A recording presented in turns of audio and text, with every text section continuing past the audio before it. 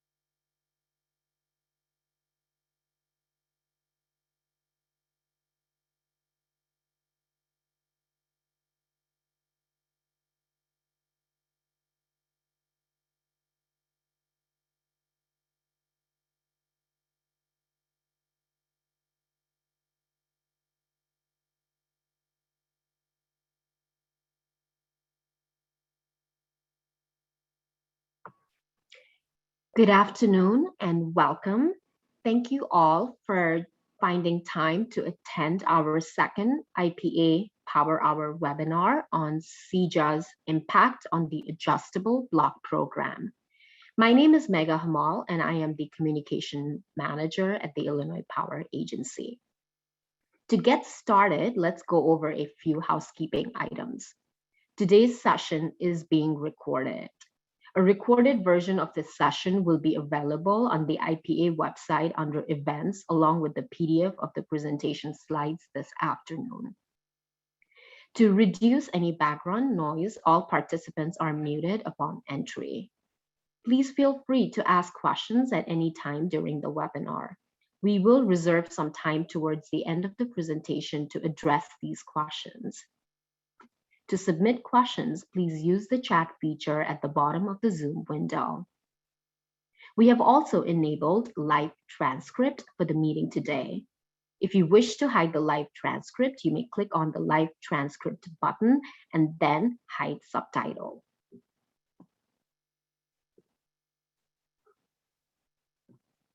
In today's webinar, we will be covering introduction and scope of the IPA Power Hour webinars, ABP under CEJA, program successes and challenges to date, key changes to ABP under CEJA, new ABP category requirements, ABP block reopening, long-term plan and development approval, and finally Q&A, and then closing. Our presenters for the session are Brian Granahan, Chief Legal Counsel, Illinois Power Agency, Audrey Steinbach, Program Manager for the Adjustable Block Program.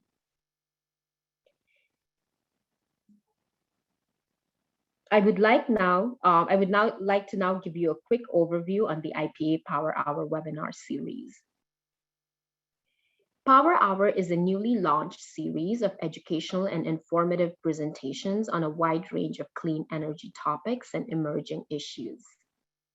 Today's Power Hour, we will be discussing success and challenges of the Adjustable Block Program to date and how the recently enacted Climate and Equitable Jobs Act, Public Act 1020662, impacts the Adjustable Block Program. And I will also be going over some future IPA Power Hour webinars, which will be covering other topical areas impacted by CEJA. The next slide indicates the upcoming webinars. So really quickly, before I do that, these webinars, again, are purely educational. We will not be covering items from CEJA related to stakeholder feedback processes related to the Adjustable Block Program opening and the revised long-term plan development. We will not be covering specific program or procurement requirements. We will not be covering issues outside the purview of the IPA, such as changes to rate making, changes to net metering, grant programs established and administered by the Department of Commerce and Economic Opportunity, clean energy workforce hubs, electric vehicle and transportation incentives. Like I mentioned before, this slide indicates the upcoming webinars that we will be touching upon in the next couple of weeks. As you can tell, they cover a wide range of topics. The next Power Hour webinar will be taking place on Friday, November 12th, 2021, from 12 to 1 p.m. And we will be covering CEJA's impact on Illinois Solar for All. This leads me to my next slide, which is a brief introduction to the Illinois Power Agency. The Illinois Power Agency is an independent state agency created in 2007. The agency duties include development and implementation of procurement plans for electricity supply for default service customers of electric utilities, development and implementation of other procurement plans, such as those to support at-risk nuclear plants, for example, zero emissions credits and carbon mitigation credits, implementation of the Renewable Portfolio Standard, which includes developing the long-term renewable resources procurement plan, conducting competitive procurements for utility scale projects, manage programs for community solar and solar for homes and businesses. This concludes my portion of the presentation. Now I would like to hand over the presentation to my colleague, Audrey. Thanks, Megha. Hello, everyone. My name is Audrey Steinbach, and I'm the program manager for the Adjustable Block Program. I'm going to walk us through some background on the Adjustable Block Program as it has existed under the Future Energy Jobs Act, or CEJA. Next slide. So what is the Adjustable Block Program? The fundamental structure of the Adjustable Block Program is the concept of a block of capacity. The program provides incentives for various categories of eligible projects using blocks of generation capacity at certain prices per renewable energy credit or REC levels. The blocks are intended to create a progression from one price level to another based on the response of the market. So in a declining block program like the ABP, a strong response from the market will result in a rapid progression through blocks to a lower price level, for example.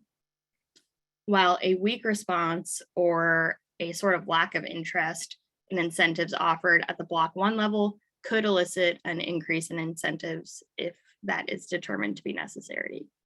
So as you can see here, block 1 would have the highest REC price, and then as capacity for block 1 is filled, we continue on to block 2, with a slightly lower REC price, and then so on and so forth. So that's the general block structure of the Adjustable Block Program, and participation in the program is guided by entities called approved vendors. Approved vendors are experts on the program, and they submit project applications on behalf of program participants. Currently, we have over 300 approved vendors involved in the program that work to adhere to program requirements, submit applications, and support Illinois residents through the program process. Next slide. So all projects in the program are categorized into 2 different groups and then further divided into 3 different categories based on project type within these groups. The initial group division, which is Group A and Group B, is a division based on utility service territory, with Group A representing Ameren territory and Group B representing ComEd territory. These divisions are really fundamental to the program, as different REC prices and capacity allocations are made based on these divisions. Next slide. So before the adjustable block program, the IPA conducted supplemental photovoltaic procurements in 2015 and 2016. The previous procurements administered by the IPA featured competitive bidding for projects, and each winning bidder received a contract through which RECs actually delivered were paid for at the bidder's bid price. This approach created efficiency inherent in competitive bidding processes, but installers found it difficult to sell projects when the potential REC revenue would not be known until a bid was accepted.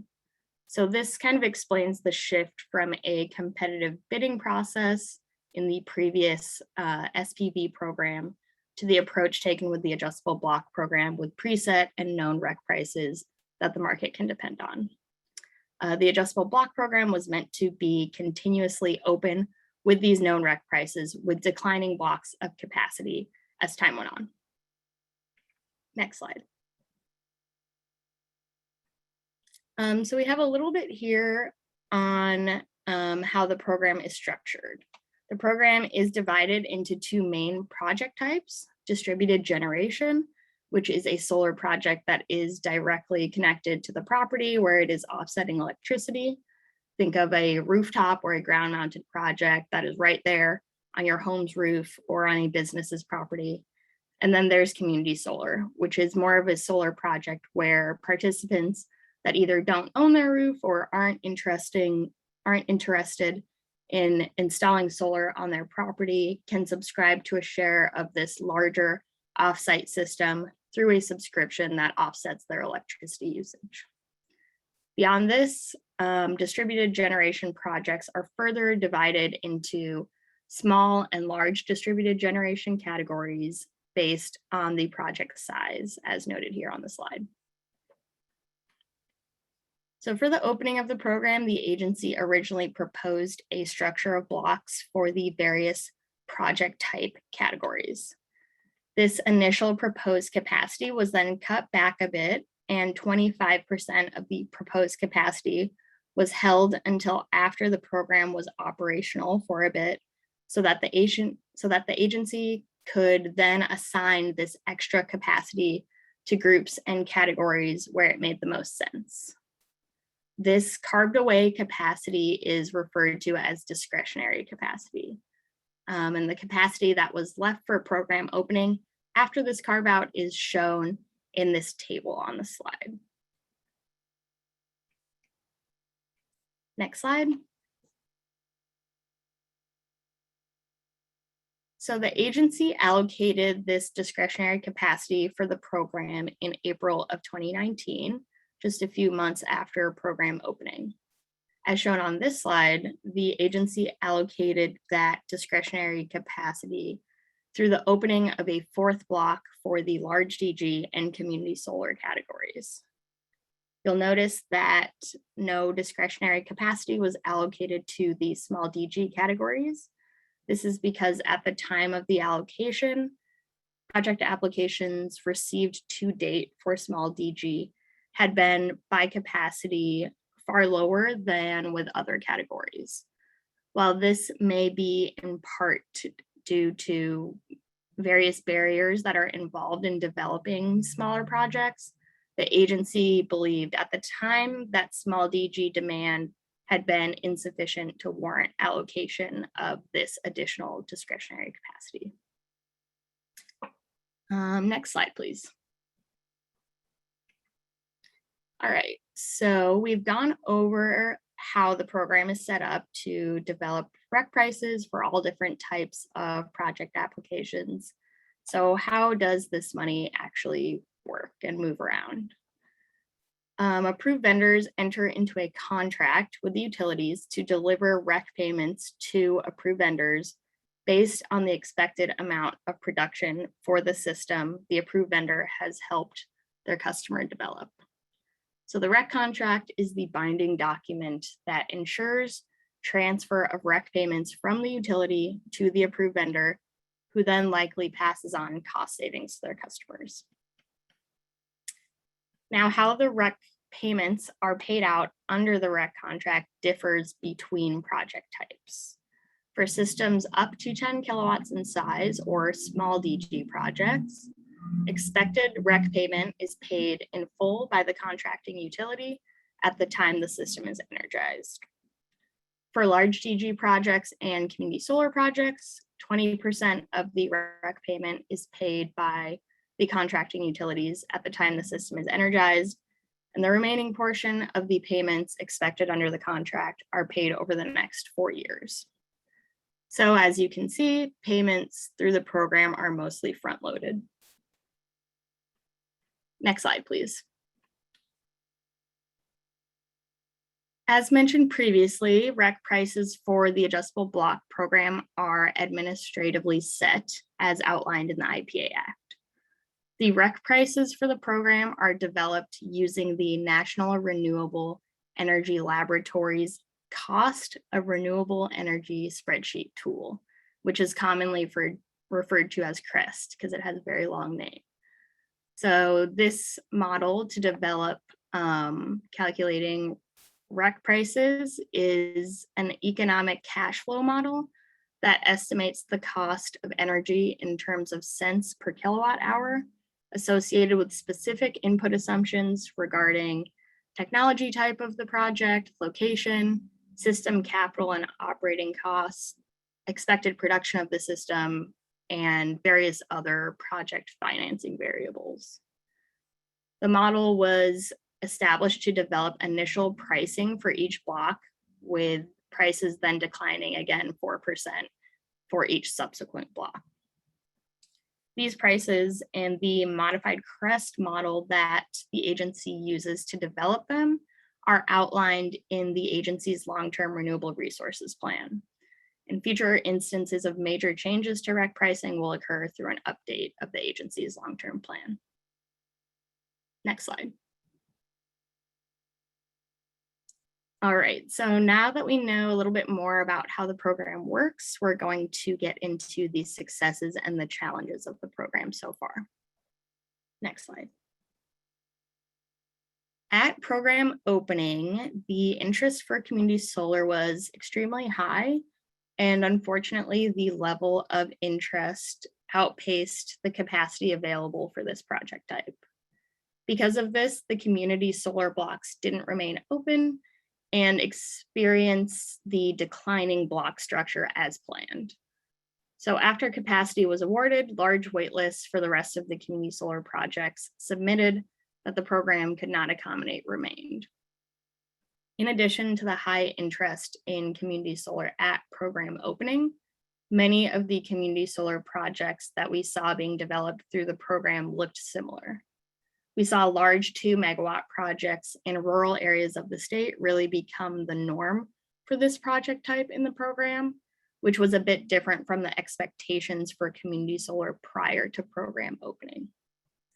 Now, despite community solar projects in the program looking largely similar, these projects still offered good subscription offers to customers, despite these projects being mostly transactional for the customers that they were serving, since the projects were not located in the customer's community. Next slide.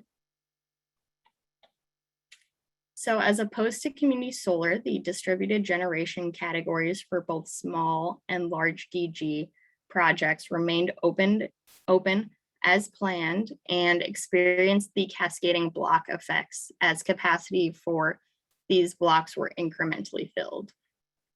The last large DG block closed in March of 2020, over a year after program opening, and the last block for small DG closed in December of 2020, almost 2 years after program opening. Next slide. So here we have a brief timeline of the program from program opening until today. Program scoping and implementation efforts began in the spring of 2018. And soon after, in January of 2019, the program opened to applications. As mentioned, community solar interest was greater than the initial capacity released for that project type, so the community solar blocks were almost immediately filled. Fast forwarding to December 2020, the program has been open for about 2 years, and the capacity for distributed generation categories is now maxed out.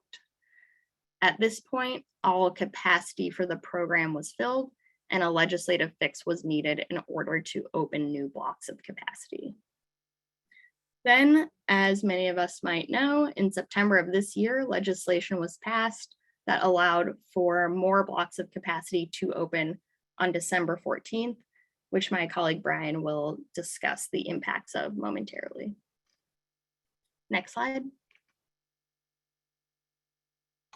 As noted on the previous slide, between 2020 and 2021, the program lacked funding to open additional blocks of capacity to serve the interests of the market. This stemmed from an inability to roll over funds collected for the program as outlined under Section 16108K of the Public Utilities Act. So what did this mean for the program? This meant that we couldn't support additional projects outside of the original blocks of capacity that were offered until a legislative fix cured this funding issue. The IPA immediately got to work on sorting through the impacts of this funding issue if no bill was to be passed by the Illinois General Assembly that would allow for the program to proceed with new blocks of capacity. But as we know, just last month, the Climate and Equitable Jobs Act, or CEJA for short, was passed, fixing funding issues the program faced and enabling more blocks of capacity to open for the program. And again, Brian's going to touch on the impacts of the legislation shortly. Next slide. So here we just have a breakdown of the program's impact across the various project types. As you can see from the data displayed here, approved projects represent over 670 megawatts of new solar development in Illinois, which is a huge accomplishment. To date, we've approved 2,426 large DG projects, 23,513 small DG projects, and 48 community solar projects. Next slide. To date, the adjustable block program has definitely been a success. The REC targets that the program set to meet have indeed been met through approved REC delivery contracts. Additionally, participation in the program has been healthy. We've seen projects installed all across the state. Over 23,000 projects have been energized to date through the program, with plenty more on the way. As you can see on the slide, which shows a map of approved projects, they cover the entire state, speaking to the geographical diversity of projects in the program and the general success of the program. Projects actually form the border of the state of Illinois without us drawing the border on there ourselves. And additionally, we have over 300 approved vendors involved in the program that submit applications and support Illinois residents through the program process. So now I'm going to hand the mic over to my colleague, Brian Granahan, who's going to walk us through CEJA and the impacts that that legislation brings to the program. Thank you, Audrey. My name is Brian Granahan, and I'm the Chief Legal Counsel of the Illinois Power Agency. And I think Audrey's done a wonderful job of setting up the state of affairs as it has existed under the Future Energy Jobs Act over the last few years. And now this portion of the presentation is how everything is changing. So with the passage of the Climate and Equitable Jobs Act and it taking effect on September 15th, 2021, we're entering into a brave new world here where we have a number of changes to walk through. And some of these changes are large scale. Some of them are specific to program requirements, but we'll go through those that have effects on the adjustable block program. So as we go to the next slide, one of the primary ways in which the program is changing is the change in scale resultant from other changes to the Illinois RPS. So previously, the Illinois RPS budget, the annual budget that could be collected from ratepayers and used to support new renewable energy project development, was 2.015% of 2007 rates.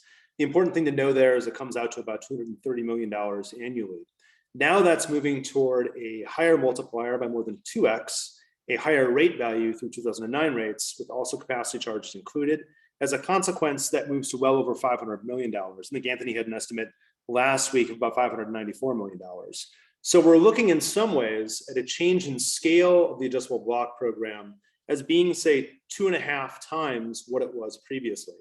And this also shows up in REC delivery targets. The law talks about 45 million RECs being delivered from new projects annually by 2030 as one of the targets that exists for the Illinois RPS and the RECs that we receive from new projects. 55% of those are to be from solar, and 50% of the solar RECs are to be from the adjustable block program. That leaves you with 12.375 million. Now, the exact numbers don't quite come out that way because you back out some of the existing contracts and work that's been done to date. So that is not a measure of the incremental new amounts of RECs. But let's just call it 10 million RECs delivered annually from the adjustable block program by 2030. If that's the case, then we're talking about over 6,500 megawatts of new installed distributed generation and community solar capacity over the next 8 to 10 years. So that's an enormous number, especially relative to the prior targets that exist in the law, where for the adjustable block program, we were looking at 1 million RECs delivered annually by 2020, 1.5 million by 2025, and 2 million by 2030. So just from that number, it's about 5 times the size of expected activity under the program over the next, say, 8 to 10 years. And then there's the role of our long-term renewable resource procurement plan. That's where we basically fold everything in as to what our proposals are under the law for trying to figure out how to meet these targets. Our prior plan was scrapped based on the changes to the new law, and I'll have a timeline slide later that talks about by when we'll have a new plan. But that's where you'll see a lot of the analysis around our RPS budget, around the RECs required to meet these targets, and exactly how we're planning to get there. So as we go to the next slide. Another way that the adjustable block program has changed is by structure. As Audrey outlined, we previously had 3 categories of projects: small distributed generation projects, large distributed generation projects, and community solar projects. By law, you had 25%, 25%, and 25% for each of those categories, and then a 25% discretionary capacity reservation. Now we move to 6 categories. The 3 that I had just mentioned, plus also a community-driven community solar category, a public school-specific category, and then also an equity-eligible contractor category. So this shows a focus not only on trying to support specific project types, but also having a different focus in thinking about equity and who exactly is benefiting from participation in this state-administered incentive program. The contract terms also change. I know there's a question in the chat about, well, what's the delivery obligation? It had been 15 years under prior contracts that approved vendors had to deliver RECs coming from that project. That is either 15 or 20 now, and I'll get into those across some of the slides to come because it varies by project category. Previously, there were 2 models for contract payout. Either everything was upfront in the case of small distributed generation projects, so it operated almost like a rebate. Once the system was energized, you had the full contract value for 15 years of payment or 15 years of REC deliveries being delivered up front, with a performance obligation being posted as well to ensure that delivery in fact occurred. Or in the case of large distributed generation or community solar, you had 20% upfront, and then across the remaining 4 years, the remaining 80% of payments was made ratably thereafter. That's changing now to a different set of contract terms that we'll talk about as we go through. Audrey had a wonderful illustration of how the block structure works for declining blocks. We still have something similar, but it operates on an annual basis now, rather than the step downs or the filling up of blocks occurring once capacity reaches a certain threshold within the program. So as opposed to say you having a 50 megawatt block and then you step down to the next 50 megawatt block, now those blocks are sized with participation occurring annually, with the next step down occurring on an annual cycle. So that's another change to the adjustable block program that's structural in nature through the Climate and Equitable Jobs Act. So going to the next slide. Another big focus within the Climate and Equitable Jobs Act is diversity and equity, and this especially shows up across the adjustable block program. Now, as one of the early slides indicated, we will have a dedicated stakeholder webinar on this topic, so I don't want to spend too much time going through it. But among the primary changes are having a dedicated block for equity eligible contractor applicants, workforce requirements that we'll flesh out through our upcoming long-term renewable resource procurement plan, data reporting for program participants about not only the participant itself, but subcontractors and potentially also hosts and customers. We currently have a stakeholder comment process out in this topic. That information is then used in the diversity report published by the agency. And then thinking longer term, the agency will be conducting a disparity study to determine if there's any barriers to participation that could potentially be solved through more targeted preferences in program participation.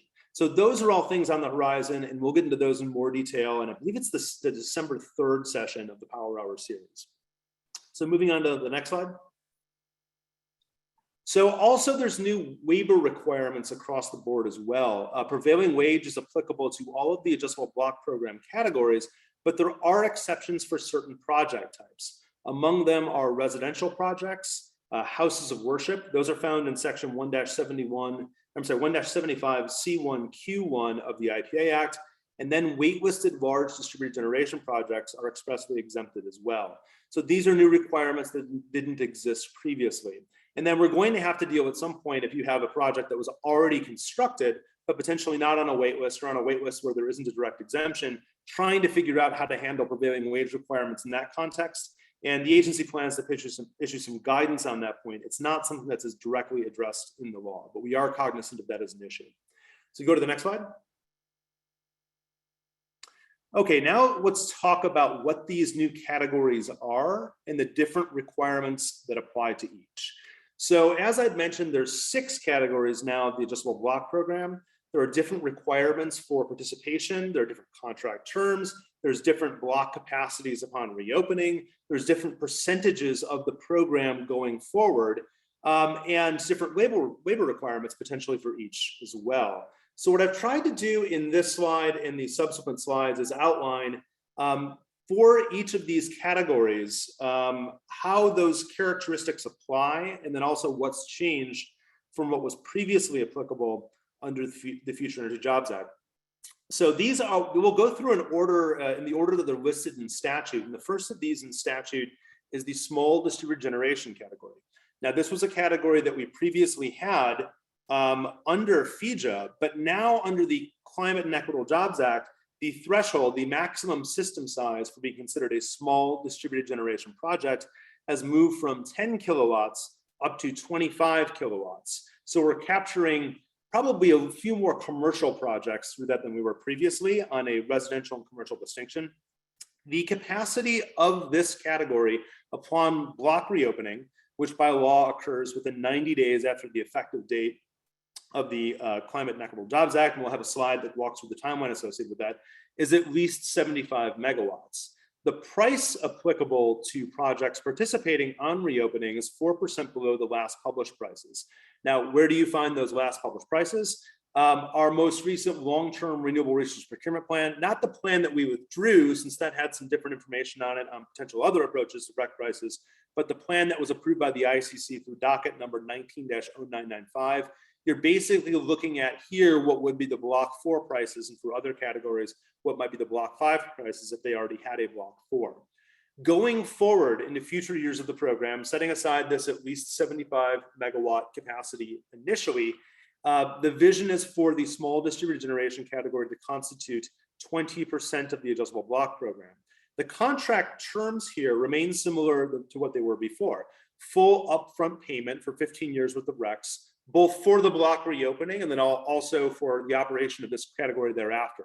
So it still continues to operate almost a bit like a rebate, where the full contract value is being paid out to the approved vendor upon the system's energization. Prevailing wage requirements do apply to this category, But because there's an exemption for residential projects, probably the majority, if not the vast majority of projects participating in this category will be exempt from prevailing wage, given the nature of the customer involved. Nevertheless, there will be some non-residential projects participating in that category, and assuming they wouldn't otherwise fall under another exemption to prevailing wage, those would have prevailing wage applied to them. So that's the first of these 6 categories. Now as we move on to the large distributed generation category in the next slide. So that category previously was systems 10 kilowatts to 2 megawatts. Now the category shifts from 25 kilowatts to systems up to 5 megawatts in size. There were changes both for distributed generation projects and community solar projects in the law. There'd previously been a cap of the largest system size for those definitions being 2 megawatts. That's now changed to 5 megawatts. So we may see some large commercial industrial customers with larger size systems than we could have previously handled under the program. As with the small distributed generation category, the block capacity upon reopening is at least 75 megawatts. And the REC pricing, also similar to the small distributed generation category, calls for 4% below the last published prices for those projects that are already on the wait list. Now, for non-waitlisted projects, we currently have a comment process out for how we should handle REC prices. Our approach is to say, because prevailing wage applies to those projects, let's make an adjustment to that price that applies to waitlisted projects and work in the prevailing wage adjustment to that price and then use that price for non-waitlisted projects. But we're currently taking comments on that proposal. We had a workshop yesterday on this and some other topics. The program capacity going forward for large distributed generation projects, similar to small distributed generation projects, is 20% of overall program capacity. There is provisions in this category that say that we can create subcategories within that 20% based on the specific customer type. So there's the opportunity through our long-term plan to provide a little bit more targeted support to different customer types than the law expressly provides for. The contract structure here changes a bit, still 15 years worth of deliveries, and for waitlisted projects, it's the same model as before. 20% is paid up front and the remainder is paid ratably over 4 years. However, for non-waitlisted projects and project applications that are received after block reopening, we go to 15% upfront and the remainder paid over 6 years.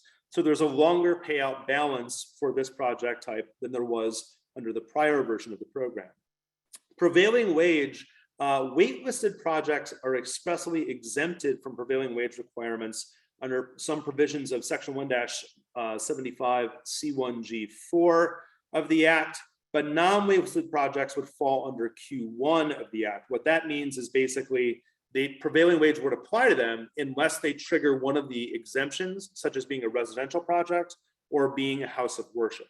So that's what the picture looks like for large distributed generation projects moving forward under the Climate and Equitable Jobs Act. And now we'll move to the third program category. We go to the next slide. And that is what we'll call colloquially the traditional community solar categories. This is the non-community driven community solar category, which we'll get to as the fifth of these slides. Project qualification for the traditional community solar category is a little bit different than with the prior two categories, because there are express provisions in the law that state that for the first 2 years, you're basically taking 250 megawatts of capacity on existing community solar ordinal wait lists, and that's what's being used to support the program. And as a consequence, we're not taking project applications and approving projects for this category over that initial period. So even though the law does move up to a 5 megawatt threshold for projects, and we can accept larger project applications than were received previously, for the first 2 years, the law seems pretty clear that what's being handled in terms of supporting projects of this type through the program is already being taken from ordinal waitlists that existed through project applications received when that 2 megawatt threshold was in place. Just for background, for those who don't know, and Audrey touched on this previously, when we opened up the adjustable block program, we received significantly more community solar project applications than we had slots available. As a consequence, we have these extensive community solar waitlists already established, much more than can be supported through 250 megawatts of capacity on reopening. So what's happening there is capacity for reopening is being awarded to approved vendors based on their share of capacity in ordinal wait lists. So let's say there's 5 times 250 megawatts of capacity on the ordinal wait lists. That's not an exact number, but it's basically a ballpark number. Then approved vendors are receiving pretty much 1/5 of the capacity they have on wait lists through a capacity award.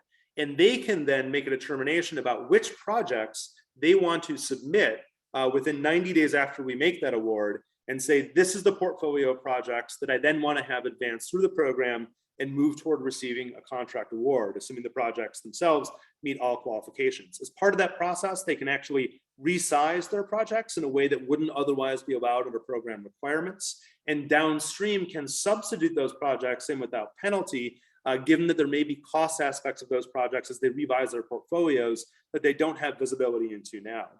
Rec pricing for this sort of waitlist oriented reopening is also expressed in the law. It's 10% lower than the last published block prices. Again, you'd look back to our last long-term plan approved in docket number 19-0995 for those. And there's a 50% small subscriber commitment for subscribers below 25 kilowatts in size for those projects as well. Going forward, after we get through this initial waitlist allocation, the vision is for 30% of the adjustable block program capacity to be handled through this traditional community solar. New project applications would begin with year 3. The contracts are actually paid upon delivery, similar to what we've used for our competitive procurement models, where how many RECs are delivered determines what the payment is for those RECs as opposed to assumed overall contract value. And for 20 years of REC deliveries, and prevailing wage expressly applies under the terms for waitlisted projects under those terms. And then as we move forward, it would be the similar sort of application of Q1 of the Act for whether prevailing wage applies. Now onto the 4th program category, and that's the public schools category. So as we move through the next slide. So public schools projects now have their own dedicated category. Previously, they'd participated in the large distributed generation category. That changes now. There's a dedicated lane for public schools projects. In order to qualify, the project must be located at a public school, but there's no specification of whether it's a distributed generation project or a community solar project.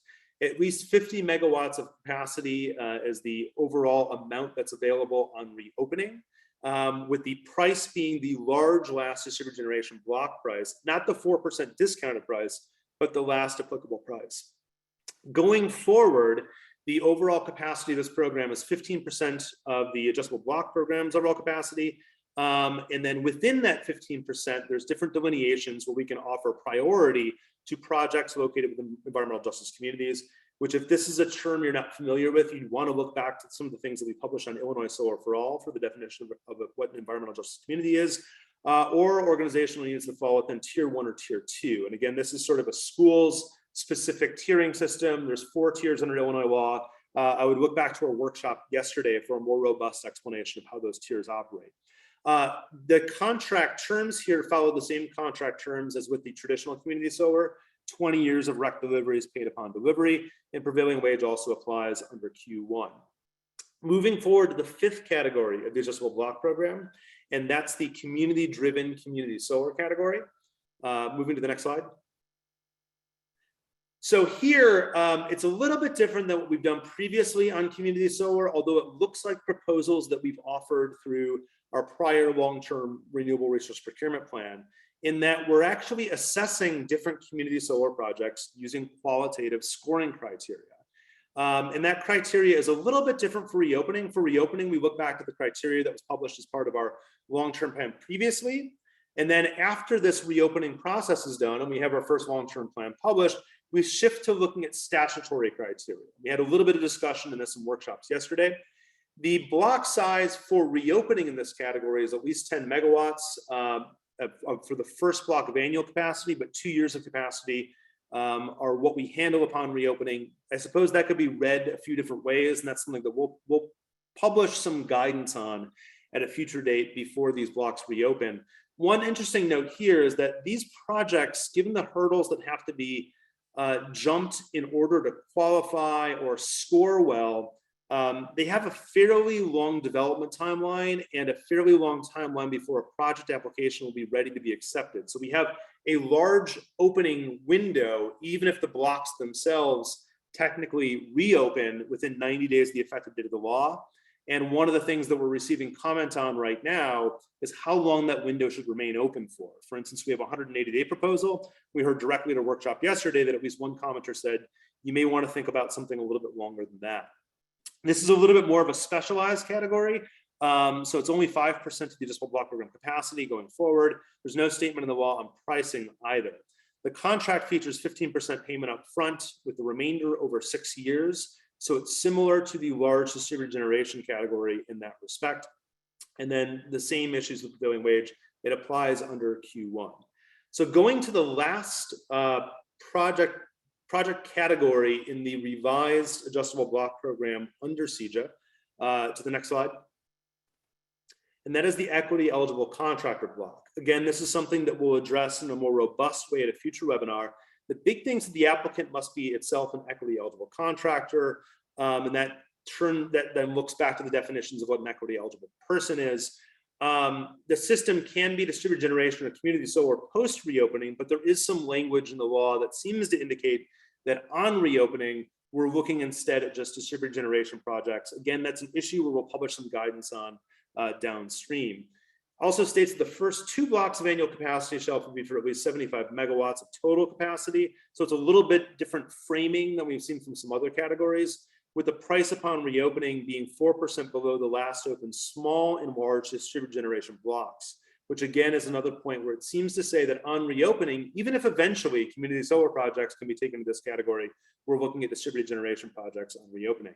Now, the amount of the program that this particular category takes up can grow over time, which is not true of other categories, but we started at least 10%, and then through our long-term plan, and then through some of the data analysis that we do, that can climb up to 40% over time. This is a category where basically projects have to first qualify for other categories, and then they qualify for this dedicated lane or block by virtue of the applicant being an equity eligible contractor. As a consequence, the category pricing and contract structure applies as it would for those individual categories. So a large CEJA project, even if it's participating in this block, is then operating under the large CEJA contract structure, for example. There's also provisions around eventually having pre-development capital advanced as well. Under the program, no capital is advanced to date until the project is actually verified as energized by our program administrator. Then payments for REC deliveries can commence. Under this category, there's the ability to advance pre-development capital. That's something that we'll be working out through our long-term renewable procurement plan. For this category, there's no express statement as the application of prevailing wage in Q1, but by virtue of these projects having to first qualify for these other categories, prevailing wage would then apply to them. So that's how prevailing wage then applies to the equity eligible contractor block, and that also shows up in some other language around this block where they talk about price adjustments, recognizing prevailing wage burdens. So that's all 6 categories of the new adjustable block program under the Climate and Equitable Jobs Act. And now as we move forward to the next section of the presentation, and that is the adjustable block program for block reopening. So as we go to the first slide here, that just outlines the timeline for block reopening. Under the law, within 90 days of the effective date of the act, September 15th, we have to reopen the adjustable block program, moving from these 3 categories to 6 categories, moving from the initial contract structures to these subsequent contract structures, moving from initial application requirements to revised application requirements, moving from the prices we had previously to the prices the law says you have to have now. That's a lot of work to be done within 90 days. And what this slide does is just try to break down how we're handling that process. We've put out, I think now, 7 different separate stakeholder feedback requests, trying to get some just thoughts from stakeholders on different open issues that we've identified. Can't say that that will be the end of it too. We may want to publish additional stakeholder feedback requests going forward. We published an initial draft of a REC contract, actually 2 versions of a REC contract, depending upon the 15-year payouts or the 20-year payouts. We had a webinar on both our comment requests and the REC contract yesterday. That's the workshop that's noted here from October 21st. Block closings, the whole shutdown of the program and the redesign of architecture of the program is November 1st. So that will happen in November, and then we're reopening the program basically by December 14th. At some point within that period, any of these open issues that parties want clarity on, we'll be providing guidance on them. I think the exact form of that guidance is something that we're still working on now. So moving on to the next slide. So this is just a bit of an overview of some of the items that we're taking comments on presently. These were all discussed, at least the first set of those were discussed at the morning workshop yesterday. The rec delivery contract was discussed in the afternoon workshop yesterday. Those, I believe, are available online. So I would say if you couldn't attend those workshops, A, you can find the links to those presentations, and B, the most important thing for us as an agency is actually written feedback. So we have written feedback processes on each of those topics, and you'll still have the opportunity, even if you didn't participate in the written workshop, I'm sorry, in the in-person workshop or the virtual workshop, to provide written feedback. And for most of those topics, that's due November 4th. For community-driven community solar, it's due November 9th. We're also going to be seeking some comment on aspects of community solar waitlist allocations, since there's some complexities there that we want to make sure we work through and provide firm guidance on before making those allocations within 90 days of the effective date. The community solar piece operates a little bit differently in that within 90 days of the effective date, we're making allocations, but then approved vendors are providing their portfolios back to us within 90 days after that first 90-day period has expired. So really, we're not moving toward a contract award phase until 180 days after the effective date of the law for the traditional community solar category, whereas other blocks, we're moving projects forward toward contracts being sent to the ICC for approval within or at the close of that 90-day period. So that's how we're handling everything for this kind of immediate block reopening. But as we move to the next slide, I think it's very important to keep in mind that everything is on two different paths. So there's that which we're doing effectively, I'm not gonna say temporarily, because we like to think that we're learning a lot through this process that might have permanence, but there's the sort of year one solution of making sure that we have program capacity available to participants immediately through block reopening. And then there's how do we handle issues through our long-term renewable resources procurement plan, the development of that plan. And that's something that we're handling through kind of a separate process or on a separate timeline. So we're doing a lot on block reopening that will apply until that plan is approved. And the upcoming slides get into a little bit of a timeline on that. So this is our long-term plan development process. I think I saw a note in the chat asking for by when we'll be publishing that new revised long-term plan. And the answer there is January 13th, 2020. So we'll have blocks open for about a month before we're even publishing that document. But then by law, we offer 45 days for comments on that document and 21 days after comments are received for revisions to that document. So that leaves us with a mid-March 2022 filing deadline for filing that plan with the ICC for approval. And then it's before the ICC for 120 days. And for those who aren't familiar with this process, we might have a set of proposals that we think are great ideas as the IPA. That doesn't mean those proposals will govern the program. Ultimately, this is all put before the ICC as a quasi-adjudicatory body, and they will make determinations about what they think should apply and how they read the law and how they read program requirements and what they think makes the most sense based on arguments received in that proceeding. So that looks to get wrapped up at some time in mid-July. So we've still got a fair amount of time before the new long-term plan is ultimately approved. And that adds more consequence to what we're doing on block reopening, because how we're supporting the solar market for the next year or so is really a function of what happens through block reopening. So as we move to the next slide. This is just an overview of some of the key issues that I see coming up in the long-term plan process.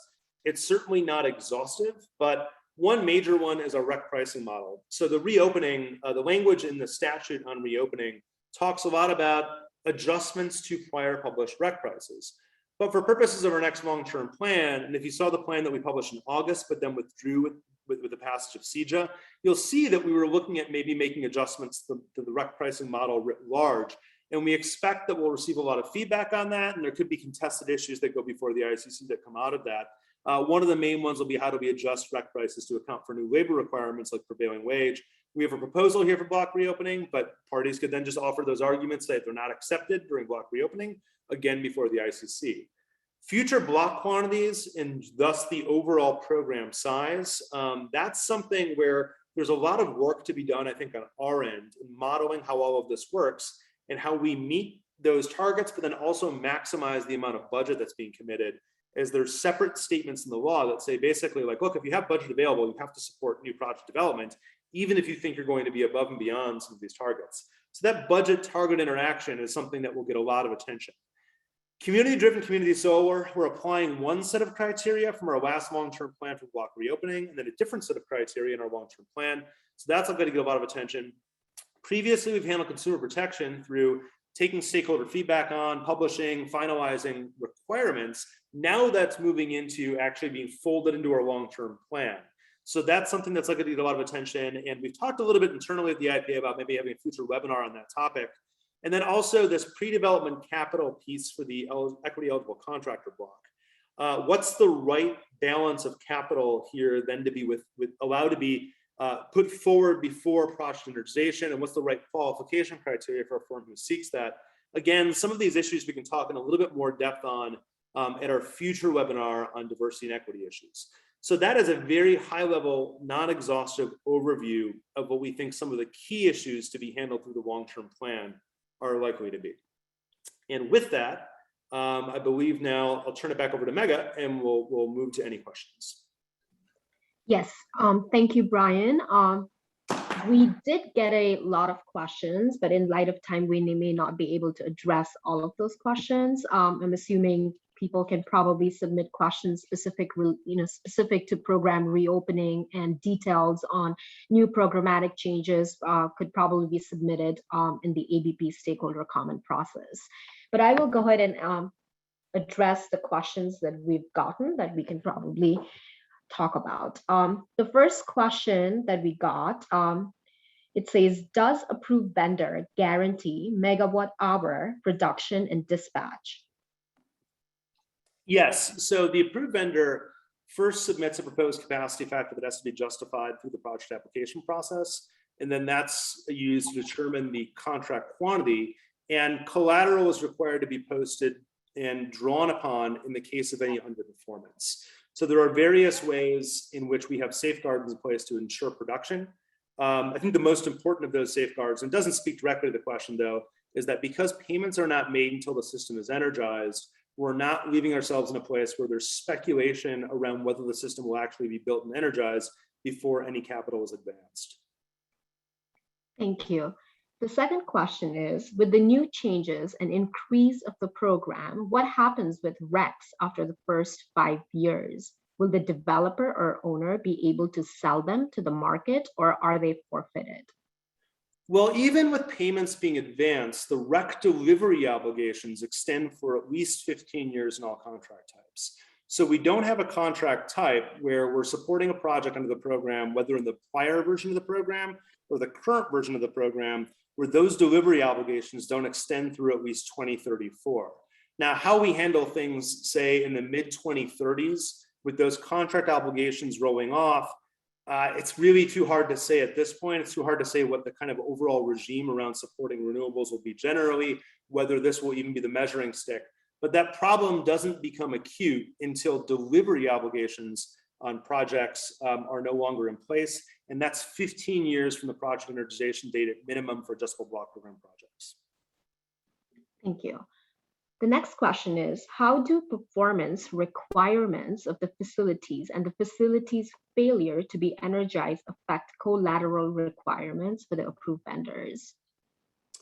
Well, quite simply, if the facility is not able to be energized, then the collateral will be lost. There are provisions that allow for a reduction in the full loss of collateral in the case that the inability to become energized and thus perform under the contract is a function of, say, interconnection costs that are above a certain threshold, because that provision was put in because in some cases, especially community solar projects, they might have not have a great visibility into what the interconnection costs were likely to be. But the purpose of collateral is to serve as a performance assurance requirement in the case the system is ultimately not energized. Now, If a system is never energized and never begins delivering its first rec, then that's less of an issue because there's been no payments advanced. Collateral can still be drawn upon for that system, but we're not in a situation where we have to worry about clawbacks or any other provision.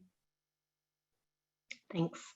The next question is, does the size of the individual blocks within a category, let's say large DG, vary with the declining block prices of the structured procurement?